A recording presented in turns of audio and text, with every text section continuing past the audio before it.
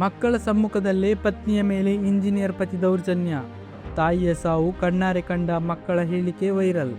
ರಾಜಸ್ಥಾನದ ಜೈಪುರದಲ್ಲಿ ಏಪ್ರಿಲ್ 7ರಂದು ಇಬ್ಬರು ಮಕ್ಕಳ ತಾಯಿ ಅನು ಮೀನಾ ಎಂಬವರು ನೇಣು ಬಿಗಿದುಕೊಂಡು ಸಾವನ್ನಪ್ಪಿದ್ದು, ಆರಂಭದಲ್ಲಿ ಇದು ಆತ್ಮಹತ್ಯೆ ಎನ್ನಲಾಗಿದ್ದರೂ ಈಗ ಕೌಟುಂಬಿಕ ದೌರ್ಜನ್ಯದ ಭೀಕರ ಕೋನ ಪಡೆದುಕೊಂಡಿದೆ.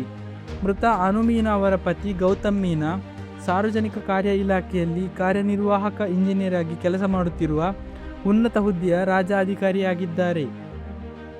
2015ರಲ್ಲಿ ಮದುವೆಯಾದಾಗಿನಿಂದಲೂ ಅನು ಅವರು ಪತಿಯಿಂದ ತೀವ್ರ ಮಾನಸಿಕ ಮತ್ತು ದೈಹಿಕ ಕಿರುಕುಳ ಎದುರಿಸುತ್ತಿದ್ದು ಹಾಗೂ ಗೌತಮ್ ಮದ್ಯ ಸೇವಿಸಿ ಆಗಾಗ ಹಲ್ಲೆ ನಡೆಸುತ್ತಿದ್ದನು ಎಂದು ಮೃತರ ಕುಟುಂಬಸ್ಥರು ಆರೋಪಿಸಿದ್ದಾರೆ.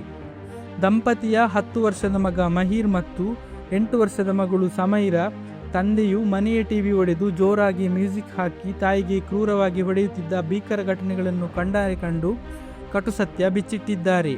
ಡಿಜಿಟಲ್ ಪುರಾವೆಗಳು ಮತ್ತು ತಾಯಿಯ ಸಾವು ಕಣ್ಣಾರೆ ಕಂಡ ಮಕ್ಕಳ ಆಘಾತಕಾರಿ ಹೇಳಿಕೆಯ ವಿಡಿಯೋ ಸಾಮಾಜಿಕ ಜಾಲತಾಣಗಳಲ್ಲಿ ಭಾರೀ ವೈರಲ್ ಆಗಿದ್ದು, ಆರೋಪಿ ಅಧಿಕಾರಿಯ ವಿರುದ್ಧ ಕಠಿಣ ಕಾನೂನು ಕ್ರಮ ಕೈಗೊಳ್ಳುವಂತೆ ಸಾರ್ವಜನಿಕರು ಒತ್ತಾಯಿಸಿದ್ದಾರೆ. ಇನ್ನಷ್ಟು ಸುದ್ದಿಗಳಿಗಾಗಿ ನೋಡ್ತಾ ಇರಿ ಸೌರಂ ಟಿವಿ.